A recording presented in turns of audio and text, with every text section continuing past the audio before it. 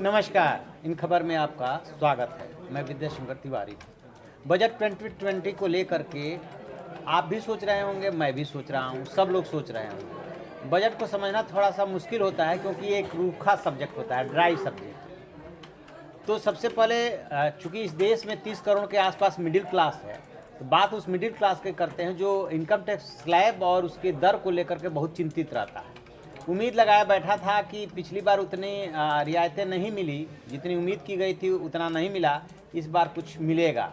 But Nirmala Sitharaman चूँकि महिला वित्त मंत्री हैं, इसलिए उन्होंने किया क्या है कि एक हाथ से दिया दूसरे हाथ से निकाल लिया है। तो ऐसी 10 बातें समझने की कोशिश करेंगे बजट में क्या खास है। सबसे पहले मैं आपको थोड़ा सा इसका टेक्निकल एस्पेक्ट बता दूं कि आय और व्यय में जो अंतर होता है, जिसको फिस्कल डेफिसिट बोलते हैं, वो बढ़ा है। वो 3.8% के आसपास रहने का अनुमान है। किसी भी अर्थव्यवस्था के लिए जब फिस्कल डेफिसिट बढ़ता है तो उससे अच्छा नहीं माना जाता है। उससे क्या होता है कि फिर उसकी भरपाई के लिए जो भी आप कर्ज लेते हैं उस पर आपको ब्याज चुकाना पड़ता है। उससे महंगाई और मुद्रास्फीति बढ़ने का खतरा बढ़ जाता है। अच्छी बात नहीं मानी जाती। ये बात अलग है कि 2020-21 के लिए सरकार ने ये तय किया है कि इसको 3.5 पे ले आएंगे। पिछली बार भी यही तय किया गया था कि इसको नीचे ले आना है, इसको 2.5% तक ले आना है, लेकिन सरकार कर नहीं पा रही है, चाहे ये सरकार हो चाहे यूपीए सरकार रही हो। अब वो 10 बड़ी बातों में से सबसे पहले बात लेते हैं वही मिडिल क्लास वाला। जो इनकम टैक्स का स्लैब था उसमें बदलाव किया गया है। बट हुआ क्या है कि जो 2.5 लाख से 5 लाख के बीच का था उस पर 5% टैक्स पहले लगता था, वो अभी भी है, एज इट इज है। और उसके बाद इन्होंने क्या किया है कि 5 से 7.5 तक कमाई वालों को 10% कर दिया है, और 7.5 से 10 वालों के लिए उन्हें 15% कर दिया है, और 10 से 12.5 वालों के लिए 20%, और 12 से 15 लाख तक कमाई वालों को 25%, और 15 लाख से ऊपर वालों पे 30% टैक्स थोप दिया है। कुल 120 वो था जिसमें रिबेट मिलता था, स्कीम्स थी, उसको हटा, उसमें से 70 हटा दिया है। तो आप समझिए कि जो जिन स्कीमों में आप निवेश करके या कहीं पे खर्च करके आप इधर ले लिया करते थे उसका फ़ायदा, उसमें से 70 को हटा दिया है। अब जब सीए के हाथ में जाएगा, मार्च आएगा, मार्च के बाद जब आप जाएंगे असेसमेंट कराने के लिए, तब असल में समझ में आएगा कि क्या दिया और क्या लिया। लेकिन फ़िलहाल फौरी तौर पे जब एक्सपर्ट से बात करते हैं तो पता चलता है कि कुछ खास मिला ही नहीं है। एक तरह से आपको ये कहा जाएगा कि यदि आप रिबेट लेना चाहते हैं तो पहले वाले उसमें स्लैब में जाइए, और रिबेट नहीं लेना चाहते हैं तब इसमें आइए। यानी कि आपको 2 ऑप्शन दिया गया है, और दोनों ऑप्शन में जब तुलना करेंगे तो पाएंगे कि बराबर बराबर ही है, कुछ ज़्यादा आपको फ़ायदा नहीं हुआ है। दूसरी बात, वित्त मंत्री ने क्या किया है कि नौकरियों के लिए, यानी कि सबसे बड़ा मोदी सरकार पे क्या आरोप है कि आप रोजगार को जनरेट नहीं कर पा रहे हैं, तो उसके लिए जो कॉर्पोरेट का टैक्स था वो उन्होंने 15% कर दिया है। ये कहा जा रहा है कि दुनिया में सबसे कम टैक्स है, और ये किस लिए किया गया है? रोजगार पैदा करने के लिए किया गया। तो ये दूसरी बड़ी बात है बजट की। तीसरी बड़ी बात, जो पीएमसी बैंक घोटाला हुआ था उसमें क्या हुआ था कि लोगों की निकासी पे रोक लगा दी गई थी। लोग त्राहि त्राहि कर उठे थे कि हमारा ही पैसा और बैंकों में सुरक्षित नहीं है। मोदी जी कहते हैं कि घर में कैश मत रखिए, और बैंक में पैसा रखने पे वो सुरक्षित नहीं है। अंदाजा लगाइए, आदमी अपनी गाड़ी पसीने के 2 पैसा बचा लिया तो रखेगा कहाँ? बैंक में रख दिया तो वो भी सुरक्षित नहीं। अब निर्मला सीतारमण ने ये किया है कि चलिए, पहले आपके जो डिपॉजिट होता था उसकी 1 लाख की गारंटी रहती थी, अब 5 लाख तक की गारंटी रहेगी। थोड़ा सा इसमें कह सकते हैं कि जो लोअर मिडिल क्लास है वो सुकून महसूस कर सकता है। चलो, एक बैंक में एक खाते में रखेंगे तो 5 लाख तक सुरक्षित रहेगा। 5 लाख तक का इंश्योरेंस होता है, मतलब इंश्योरेंस अब होगा। बजट की चौथी बड़ी बात यह है कि चूंकि जम्मू कश्मीर और लद्दाख 2 संघ शासित प्रदेश बने हैं, पहली बार दोनों के लिए अलग अलग अलॉट किया गया है। 30,757 करोड़ जम्मू कश्मीर के लिए दिया गया है, और 5958 करोड़ जो है वो दिया गया है लद्दाख के लिए। तो ये चूँकि उसका विकास तेज़ी से करना है, लोगों से जो वायदा किया है उसको पूरा करना है, ताकि वहाँ के लोगों को लगे कि नहीं 370 हटने के बाद काम हो रहा है।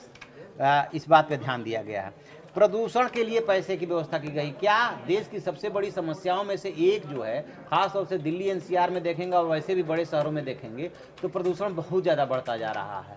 ये जो क्लाइमेट चेंज का असर है वो तो गर्मी बरसात और सर्दी पे पड़ ही रहा है, प्रदूषण जीना मुहाल कर दे रहा है। 2 महीने की स्थिति दिल्ली में ऐसी रहती है कि घर से निकलने लायक नहीं होता है।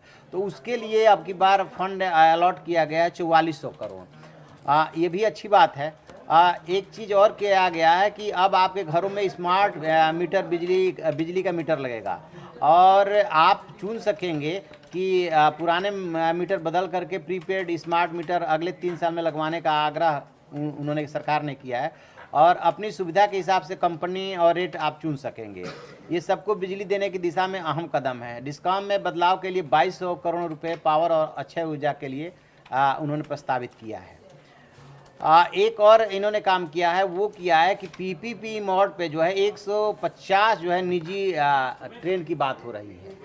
वैसे भी आपको पता होगा कि सरकारी पटरी पे निजी ट्रेन दौड़ चुकी है तेजस के रूप में। अब जो है मुंबई अहमदाबाद के बीच में हाई स्पीड ट्रेन की भी बात की जा रही है और 550 स्टेशनों पे वाईफाई शुरू हुआ है। रेलवे की खाली जमीन पर सौर ऊर्जा केंद्र बनेगा। तेजस जैसी नई ट्रेनों के जरिए पर्यटन स्थल को जोड़ा जाएगा। 27,000 किलोमीटर ट्रैक का इलेक्ट्रिफिकेशन होगा। चलिए, ये तो परिवहन के क्षेत्र में अच्छी बात है। एक और चीज़ है कि इंफ्रा पे जो है 100 लाख करोड़, इससे रोजगार की जो है उम्मीद बढ़ती है। ये पहले भी रिपीट किया गया था, एक तरह से ये रिपीट है इस बजट में कि इंफ्रास्ट्रक्चर पे मोदी सरकार अगले 5 साल में 100 लाख करोड़ खर्च करेगी। स्वाभाविक सी बात है कि सड़क पुल जब बनेंगे तो उससे रोजगार पैदा होगा और रोजगार पैदा करने के लिए ही इन्होंने जो है जो कारपोरेट का टैक्स है वो 15% तक कर दिया है। देखते हैं इसका कितना फ़र्क पड़ता है, क्योंकि जुलाई 2019 में जब इन्होंने दोबारा चुन करके मोदी सरकार आई थी उसमें भी इन्होंने कारपोरेट टैक्स में कटौती की थी। हाल फिलहाल तो जो है तुरंत उसका असर बहुत ज़्यादा नहीं दिख रहा है। अब देखते हैं कि इसका क्या असर पड़ने जा रहा है। शिक्षा और कौशल विकास के लिए इन्होंने ठीक ठाक बजट अमाउंट दिया है, लगभग 1 लाख करोड़, 99,300 करोड़ दिया है। इसमें से कौशल विकास के लिए 3,000 करोड़ है। 2030 तक कामकाजी उम्र के हिसाब से भारत सबसे बड़ा देश होगा। नई शिक्षा नीति की जल्द लाई जाएगी। 150 उच्च शिक्षण संस्थानों में जो है वो 2021 तक शुरू हो जाएंगे। इसमें कुछ ऐसे होंगे जिसमें स्किल प्रशिक्षण दिया जाएगा। गरीब छात्रों के लिए डिग्री स्तर का ऑनलाइन एजुकेशन प्रोग्राम शुरू होगा।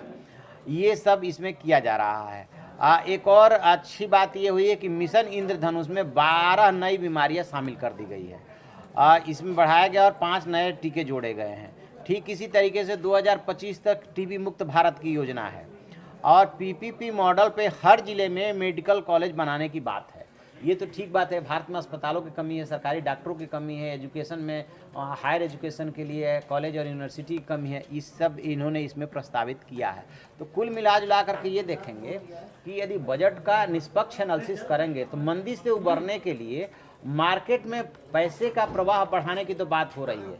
यानी किसानों के लिए उधर कहा गया कि 15 लाख करोड़ आप जो है ऋण बांटिए, उनको लोन दीजिए ताकि उनके हाथ में पैसा आए। आप कह सकते हैं जो 4 वाक्य का दर्शन है ना, या जीवेतम सुखम जीवेत ऋणम कृत्वा घृतम पिबेत वाला भस्मीभूतस्य पुनरागमन कुतः, कि आप चाहें ऋण लेकर के घी पीजिए लेकिन घी पीजिए ताकि मार्केट में पैसा आए। कुछ सरकार ऐसा करने को सोच रही है क्योंकि एक्सपर्ट्स की यही राय है कि मार्केट में पैसा आना चाहिए, लोगों की परचेजिंग कैपेसिटी बढ़नी चाहिए, चाहे भले ही वो लोन से हो, अदरवाइज अर्थव्यवस्था में गति नहीं आ पाएगी। तो इस दिशा में प्रयास दिख रहा है, क्योंकि उधर जो है आप पैसा दे रहे हैं इंफ्रास्ट्रक्चर के लिए और फिर किसानों के बीच में लोन देने की बात हो रही है और जो स्टार्टअप वगैरह की योजनाएं हैं रोजगार के लिए उसमें भी पैसा आप पंप कर रहे हैं, अच्छी बात है।